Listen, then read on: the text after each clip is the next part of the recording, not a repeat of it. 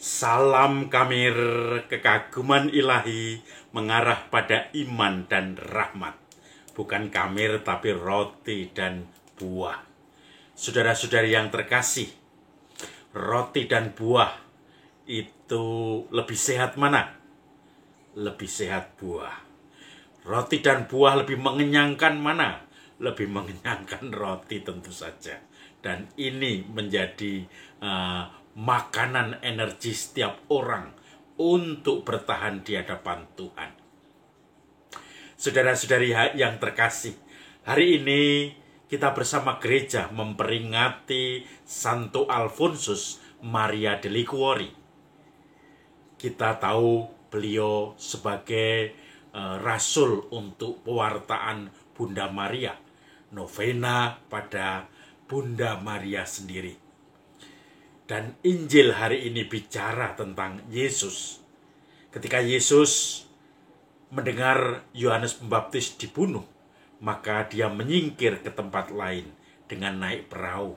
Tetapi banyak orang mengetahui tujuan Yesus, dan mereka dari kota masing-masing kemudian berjalan lewat darat mendahului Yesus.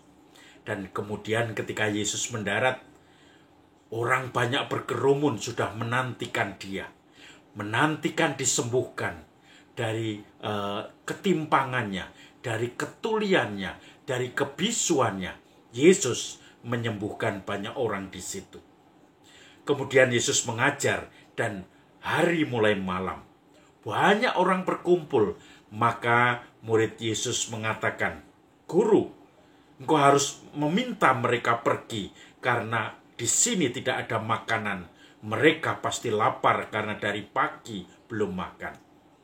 Apa jawaban Yesus? Kamu harus memberi mereka makan. Oh, banyak orang seperti itu. Laki-lakinya saja 5.000, belum anak-anak dan kemudian perempuan. Mungkin sekitar 15.000 orang itu. Makanan dari mana? Di antara kami hanya ada 5 roti dan 2 ikan. Yesus mengatakan, bawalah kemari.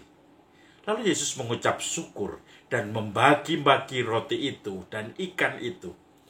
Mereka makan sampai kenyang. 5.000 laki-laki belum perempuan dan anak-anak itu. Bahkan ketika sudah selesai makan, dikumpulkan sisa 12 bakul penuh.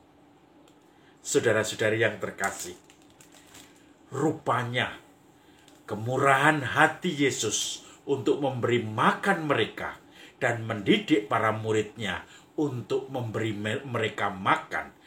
Kamu harus memberi mereka makan. Itu menjadi sesuatu perintah untuk pengikut-pengikutnya. Kami hanya ada 5 roti dan 2 ikan. Gandakan. Dan akhirnya cukup untuk banyak orang. Saya pernah suatu saat liburan ke rumah. Saya pulang ke rumah saya di Jogja, di Bantul, Ring Road Selatan.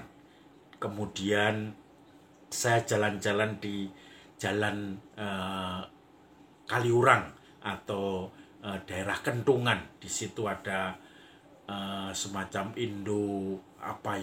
pokoknya supermarket besar, dan orang-orang datang ke situ sampai jalannya macet. Saya pun waktu itu dari Frateran Kentungan mampir ke di situ saya lupa namanya Indo Grosir atau apa pokoknya. Dan saya kemudian ikut di situ melihat, belanja, dan waktu itu menjelang Imlek. Saya ingat banyak pernik-pernik dari budaya Cina atau Tionghoa, termasuk jeruk-jeruk ponkam itu didus, itu banyak sekali di situ. Suatu saat tiba-tiba ada diskon, maka diskon itu hanya seperti misalnya 30 menit diskon barang-barang ini, dan kemudian orang berebut itu.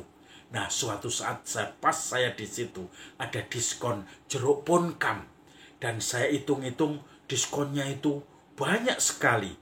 Maka saya berebut dengan ibu-ibu dan dengan banyak orang di situ untuk mengambil kardus-kardus yang isi jeruk pongkam itu. Saya ambil beberapa kardus dan harganya lumayan, dipotong banyak. Waktu itu diskon besar-besaran. Dan kemudian sekitar 3 dus atau berapa saya lupa, saya bawa pulang. Kemudian karena saya capek, saya taruh di meja di rumah. Kemudian ibu saya ajak ngobrol, ini nanti dibagi-bagi.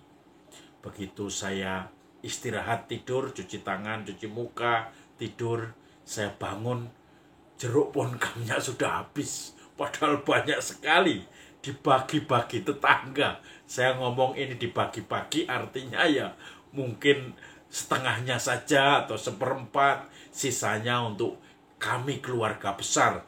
Toh ada 3 keluarga di situ dan di tetangga itu masih banyak. Maka saya tidak tahu ibu saya itu terlalu murah hati mungkin.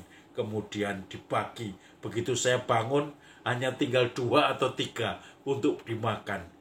Loh, kemana jeruknya? Sudah dibagi-bagi.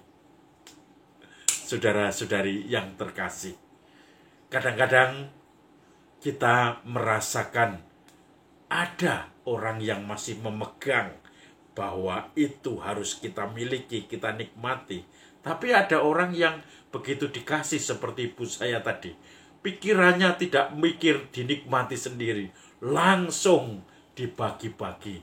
Dia malah sibuk membagi, bingung cara membagi, harus nyari plastik dan seterusnya. Tidak berpikir duduk dulu, makan 1-2 diicipi, baru dibagi. Dia juga nggak tahu kalau misalnya rasanya asam, tiba-tiba dibagi. Orang-orang mungkin mengeluh juga, tetangga-tetangga, oh jeruk asam kok dibagi-bagi. Tetapi saya mengicipi itu, untung rasanya manis, tidak asam, makanya kemudian sudah tenang.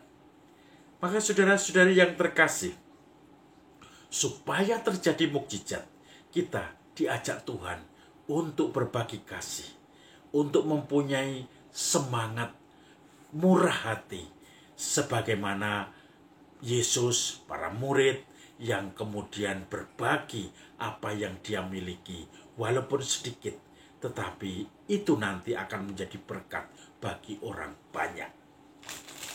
Salam Kamir, kekaguman ilahi mengarah pada iman dan rahmat.